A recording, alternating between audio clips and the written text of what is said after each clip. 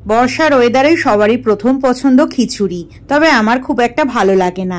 মা বলাতে ভাবলাম আজ নিজের মতন করেই একটু খিচুড়িটা রান্না করি। প্রথমে সমপরিমাণ মুগ মুসুর ডাল আর আমরা যে চালে রোজ ভাত খাই সেই চালটাকে ধুয়ে জল ঝরাতে দিয়েছি। এবারে কড়াইয়ে ঘিয়ের সাথে কিছুটা সর্ষের তেল মিশিয়ে তার মধ্যে জিরে, শুকনো লঙ্কা আর তেজপাতা ফোড়ন দিয়ে চাল আর ডালটাকে ভালো করে ভেজে নেব।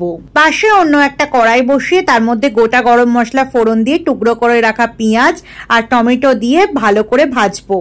ভাজতে ভাজতে টেস্ট ওয়াইজ চিনি আর নুন দিয়ে দেব, আর তার সাথে আদা রসুন বাটা দিয়ে দেবো 1 চামচের মতো। আদা রসুনের কাঁচা গন্ধটা দূর হলে এবার একে একে লঙ্কা, হলুদ, জিরে দিয়ে ভালো করে কষিয়ে নেব। তারপরে মাংসটা দিয়ে কষাতে থাকবো বেশ কিছুক্ষণ সময় নিয়ে। মাংসটাকে বেশ ভালো করে কষিয়ে নিয়ে এবার ডাল চালটার মধ্যে মিশিয়ে দিতে হবে, আর তার সাথে দিতে হবে ডাল চালের মতন করে চিনি আর নুন।